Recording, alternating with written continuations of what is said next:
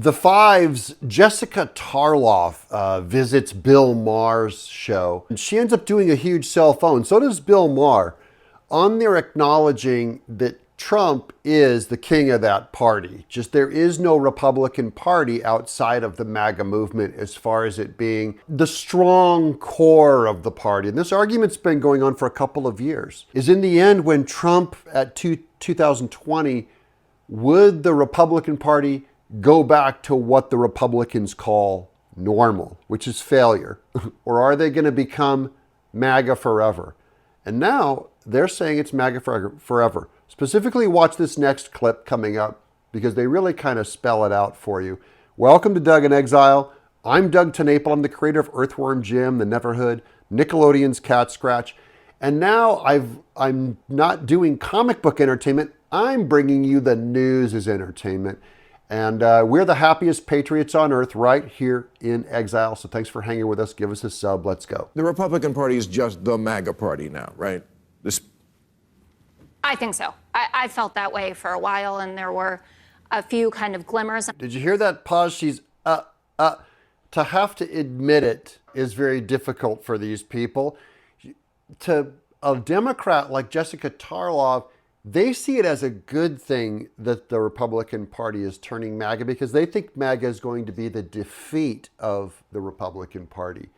They don't realize that MAGA is the only thing that the Republican Party really has to win on anymore. Having spent a lot of time in the conservative ecosystem, these are things that I pay attention to. Right. Why is this one more useful than this one, for instance? And Kevin McCarthy comes off as someone normal. Jessica is talking about how McCarthy came off as normal but wasn't normal. I disagree with that. I think he came off as normal and was normal and largely not as effective as Mike Johnson. There's division on the Republican side on this. There's Marjorie Taylor Greene. Remember, she really likes Kevin McCarthy and is not a big fan of Mike Johnson. But I am a big fan of his. I think it was a good move for Matt Gaetz to get that replacement. Jessica Tarlov is saying Mike Johnson is way more Christian and way more right-wing and way more MAGA than Kevin McCarthy was. She sees it as bad. I see it as something good. He is not normal, right? He's someone who had a day where he said, Donald Trump was responsible for January 6th, and the next day he was at Mar-a-Lago throwing back martinis and hanging out with the crew. Oh yeah, these are all their spooky issues, the life issue and traditional marriage. She's like, Mike Johnson's on the wrong side. Whatever, and then we get this guy who's a lawyer, who has a long career of going after these kind of social issues. You already mentioned it in the monologue. Notice she wouldn't say that about Kevin McCarthy, which to me is an indictment against McCarthy, that he's not on board with social issues. And if the Republicans abandon social issues, and I know this is iffy on the MAGA side, they're going to lose a whole lot of the evangelical MAGA vote. About the sodomy laws, criminalizing homosexuality. He was, in the election integrity front, he wasn't just someone who signed on. He was an architect of the plan to get our votes thrown out in Pennsylvania and Georgia and Michigan. Yeah. I don't know if that's true or not, if he's the actual architect. I always thought it was more a John Eastman thing, because certainly Mike Johnson isn't being indicted in Fulton County for election integrity stuff.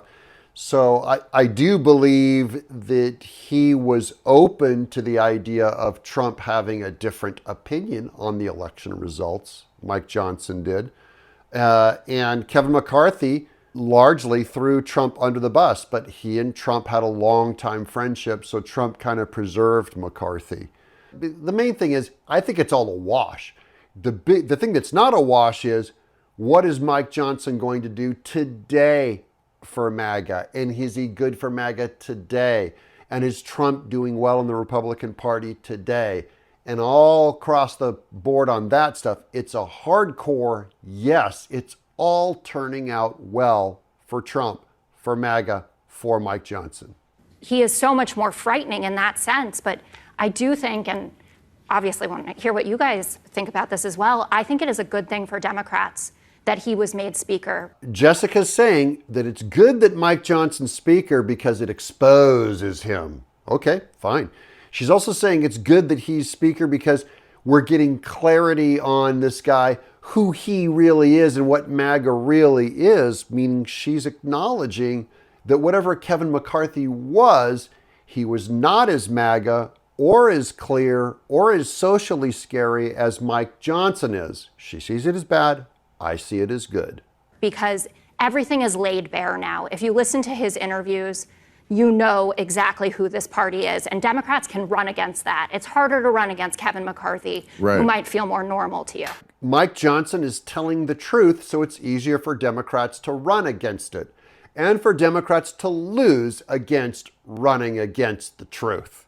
If Trump being blunt and honest will win, if Mike Johnson being blunt and honest will win or not, if MAGA being blunt and honest will win or not, or if we should be hiding and hiding behind the gray areas like Kevin McCarthy. I disagree with that. I say lean into it and let's go hard, and we're going to win all the way. President Trump, this fall, I'm dug in exile.